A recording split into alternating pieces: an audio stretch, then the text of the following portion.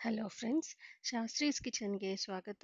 ಇವತ್ತು ನಾನು ಸಿಂಪಲ್ ಆಗಿ ಮಾಡುವಂಥ ಒಂದು ಸ್ನ್ಯಾಕ್ ಐಟಮ್ ಮಾಡ್ತಾ ಇದ್ದೀನಿ, ಮಸಾಲೆ ವಡೆ. ಇದು ತುಂಬಾ ಟೇಸ್ಟಿ ಇರುತ್ತೆ ಮತ್ತು ಟೀ ಜೊತೆ ಕಾಫಿ ಜೊತೆ ಎಲ್ಲ ತಗೊಳ್ಳೋದಕ್ಕೆ ತುಂಬ ಚೆನ್ನಾಗಿರುತ್ತೆ. ಮತ್ತು ಕಿಡ್ಸ್ ಮಕ್ಕಳ ಸ್ನ್ಯಾಕ್ಸ್ ಬಾಕ್ಸ್ಗೆ ಹಾಕೋದಕ್ಕೂ ಇದು ತುಂಬ ಚೆನ್ನಾಗಿರುತ್ತೆ. ಇದು ತುಂಬ ಸಿಂಪಲ್ ರೆಸಿಪಿ. ಇದಕ್ಕೆ ನಾನು ಒಂದು ಸೋರೆಕಾಯಿ ತಗೊಂಡಿದ್ದೀನಿ. ಈ ಸೋರೆಕಾಯಲ್ಲಿ ಒಂದು ಅರ್ಧ ಹೋಳು ತಗೊಳ್ತೀನಿ, ಪೂರ್ತಿ ಬೇಕಿಲ್ಲ. ಸೊ ಈ ಸೋರೆಕಾಯಿನ ಸಿಪ್ಪೆ ತೆಗೆದ್ಬಿಟ್ಟು ಚೆನ್ನಾಗಿ ತೊಳೆದ್ಬಿಟ್ಟು ಇದನ್ನು ತುಳಿದಿಟ್ಕೊಳ್ತೀನಿ. ಈ ಥರ ತುಳಿದಿರೋ ಸೋರೆಕಾಯಿ ನಾನು 1 ಕಪ್ ಅಷ್ಟು ತೊಗೊಂಡಿದ್ದೀನಿ. ಈಗ ಒಂದು ದೊಡ್ಡ ಪಾತ್ರೆಗೆ ಈ ತುಳಿದಿರೋ ಸೋರೆಕಾಯಿನ ಸೇರಿಸ್ಕೊಳ್ಳೋಣ.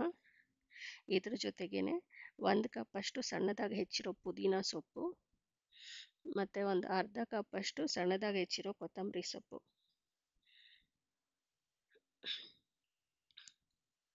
ಇದರ ಜೊತೆಗೇನೆ ಒಂದು 2 ಹಸಿಮೆಣಸಿನ್ಕಾಯಿ ಸಣ್ಣದಾಗಿ ಹೆಚ್ಕೊಂಡಿರೋದು ಮತ್ತು 1 ಕಪ್ ಅಷ್ಟು ಅಕ್ಕಿ ಹಿಟ್ಟು ತಗೊಳ್ತಾ ಇದ್ದೀನಿ.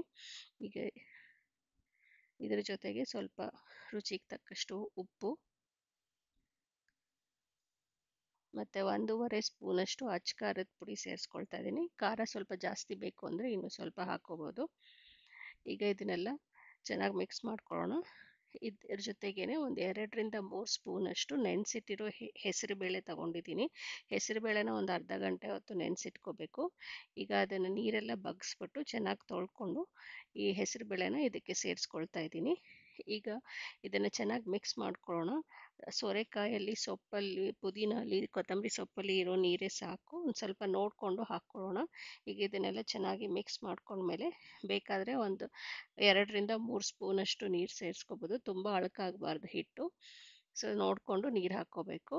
ಈಗ ಸ್ವಲ್ಪ ನೀರು ಬೇಕಾಗುತ್ತೆ, ಸ್ವಲ್ಪ ಡ್ರೈ ಇದೆ ಹಿಟ್ಟು, ಅದಕ್ಕೆ ಸ್ವಲ್ಪ ನೀರು ಹಾಕಿ ಕಲಿಸ್ಕೊಳ್ತಾ ಇದ್ದೀನಿ. ಇಷ್ಟು ಸಾಕು ನೀರು, ಜಾಸ್ತಿ ನೀರು ಹಾಕಬಾರ್ದು. ಸೊ ಈಗ ಇದನ್ನು ಚೆನ್ನಾಗಿ ಮಿಕ್ಸ್ ಮಾಡ್ಕೊಳ್ಳೋಣ. ರೊಟ್ಟಿ ಹಿಟ್ಟಿಗಿಂತ ಸ್ವಲ್ಪ ಅಳ್ಕಾಗಿ ಕಲಿಸ್ಕೋಬೇಕು ಹಿಟ್ಟನ್ನ ಇದು. ಸೊ ಈ ಥರ ಕಲಸಿಟ್ಕೊಂಡಿದ್ದೀನಿ ಹಿಟ್ಟನ್ನ. ಇಷ್ಟು ಕನ್ಸಿಸ್ಟೆನ್ಸಿ ಇದ್ದರೆ ಸಾಕು. ಈಗ ಎಣ್ಣೆ ಕಾಯೋದಕ್ಕೆ ಇಟ್ಕೊಳ್ಳೋಣ.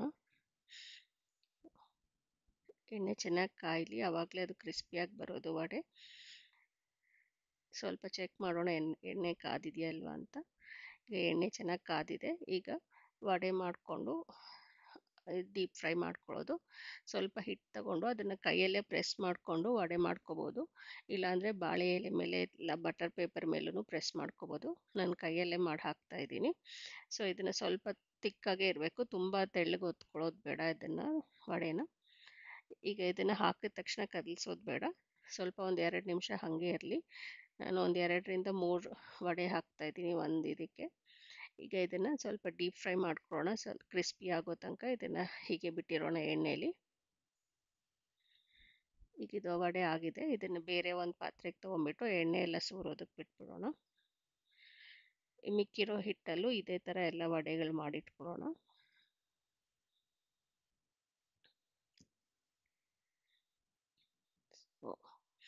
ಈ ಥರ ವಡೆ ಇದು ತುಂಬ ಸಿಂಪಲ್ಲಾಗಿ ಮಾಡ್ಕೊಳ್ಳೋವಂಥ ರೆಸಿಪಿ, ಮತ್ತು ಜಾಸ್ತಿ ಇಂಗ್ರೀಡಿಯೆಂಟ್ಸ್ ಏನೂ ಬೇಕಿಲ್ಲ. ಇದೇ ಥರ ಪೂರ್ತಿ ಹಿಟ್ಟನ್ನು ವಡೆಗಳು ಮಾಡಿಟ್ಕೊಂಡ್ರೆ ತುಂಬ ಟೇಸ್ಟಿ ಇರುತ್ತೆ ಇದು.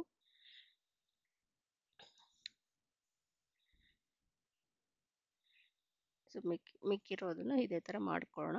ಈ ಥರ ವಡೆ ಎಲ್ಲ ರೆಡಿ ಆಗಿದೆ. ತುಂಬ ಟೇಸ್ಟಿ ಇರುತ್ತೆ ಈ ರೆಸಿಪಿ.